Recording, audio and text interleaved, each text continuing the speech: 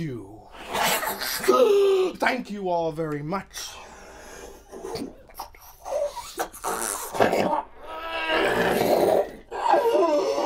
Admiral Kelly, Captain Card, officers and sailors of the USS Abraham Lincoln. By fellow Americans, major combat operations in Iraq have ended!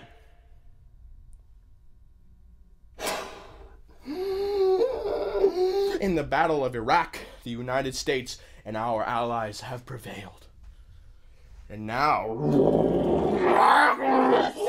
is engaged in securing and reconstructing that country.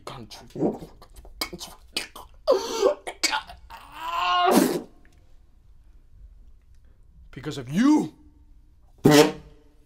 our nation is more secure. Because of you,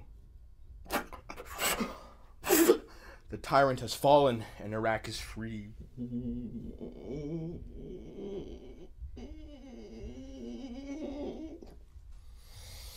Operation Iraqi Freedom was carried out with a combination of precision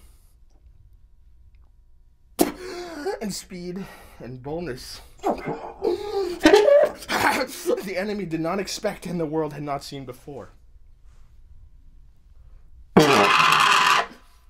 You have shown the world the skill and the might of the American armed forces.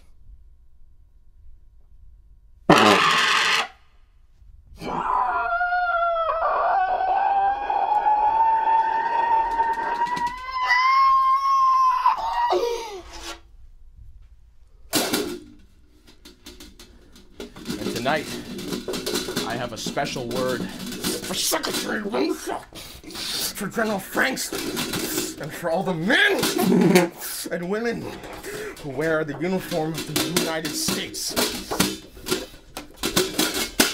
America, grateful for its sovereignty.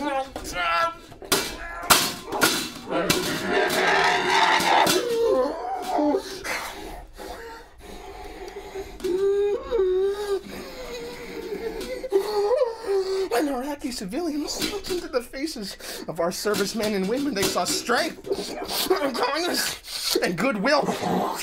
When I look at the members of the United States military, I see the best in our country, and I am honored to be your commander-in-chief.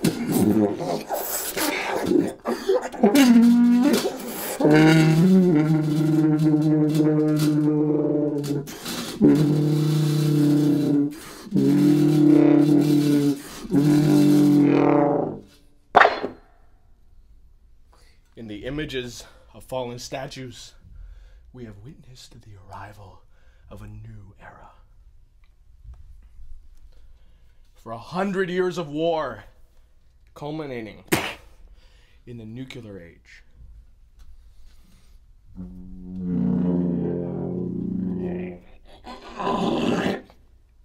Military technology was designed and deployed to inflict casualties on an ever-growing scale.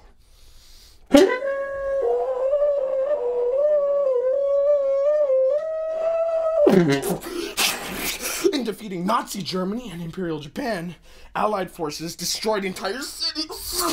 Everything's leaders who started the conflict were safe until the final days.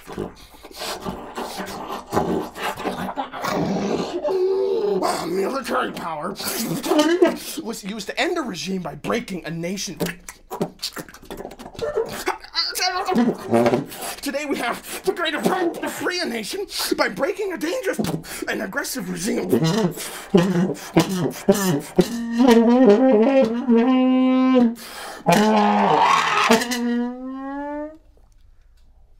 With new tactics and precision weapons, we can achieve military objectives without directing violence against civilians. No device of man can remove the tragedy from war. Yet it is a great advance when the guilty have far more to fear from war than the innocent. In the images of celebrating Iraqis, we have also seen the ageless appeal of human freedom. Decades of lies and intimidation could not make the Iraqi people love their oppressors or desire their own enslavement.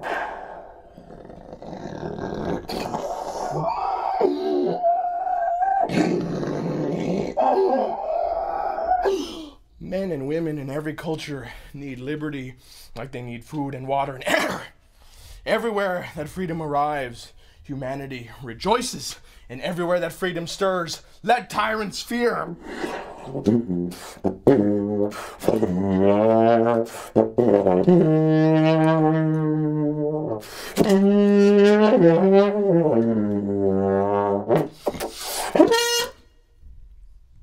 We have difficult work to do in Iraq. We're bringing order to parts of that country that remain dangerous. We're pursuing and finding leaders of the old regime who will be held to account for their crimes. We've begun the search for hidden chemical and biological weapons, and already know of hundreds of sites that will be investigated.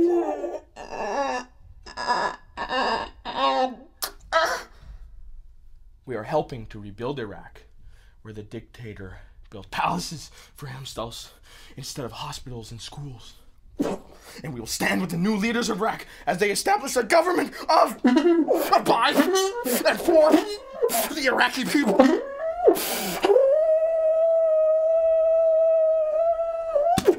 The transition from dictatorship to democracy will take time, but it is worth every effort. Our coalition will stay until our work is done, and then we will leave, and we will leave behind a free Iraq.